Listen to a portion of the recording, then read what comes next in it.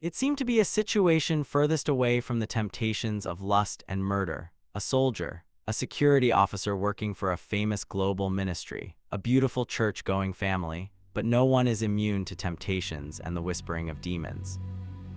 On May 5, 2009, ex-Marine Chris Coleman murdered his wife Sherry Coleman, 31, and their two sons Gavin and Garrett, 9, 11. He strangled them in their beds in Columbia, Illinois.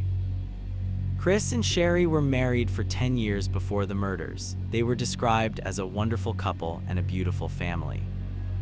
Chris got a job working security for Joyce Meyer Ministries in Missouri, across the river.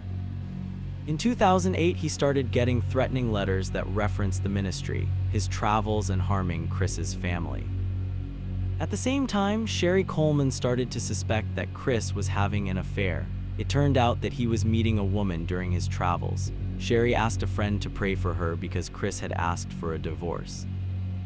On May 5, 2009, Chris Coleman woke up and went for an early workout. While he was allegedly gone, his family was murdered. He called a neighbor who was with the Columbia Police Department and asked him to check on his family because he felt something was wrong and no one was answering the phone. Since the police were aware of the threatening letters, this was not an odd request. The police went to the house and found an open basement window.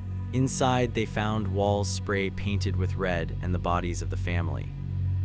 Chris was interrogated and investigated for the murder. Spouses are usually the prime suspect.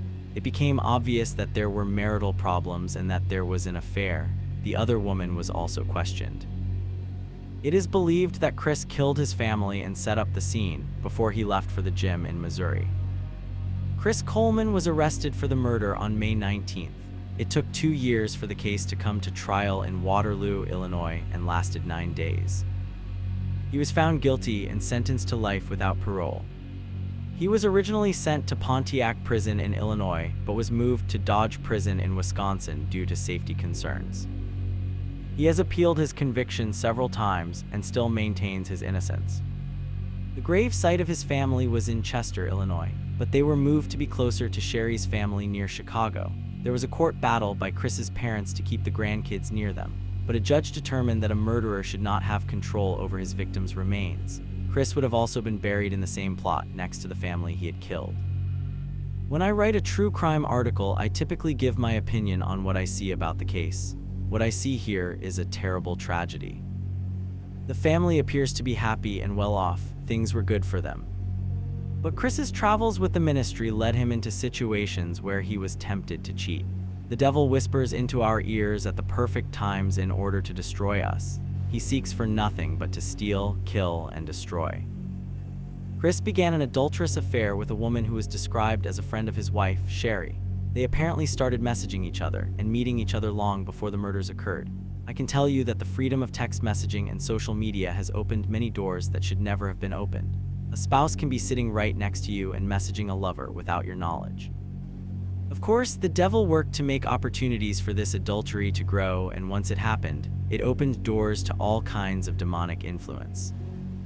Do not forget that Chris worked for a ministry and his parents were preachers too. The devil often attacks those close to people who are working for God. That's why there are rumors about the preacher's daughter. She is under attack.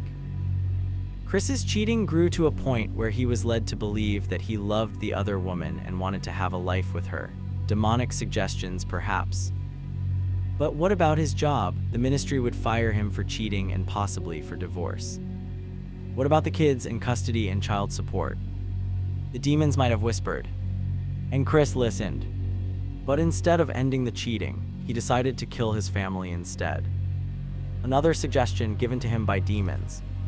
What sort of father kills his children? What sort of husband kills his wife? Something was wrong with Chris.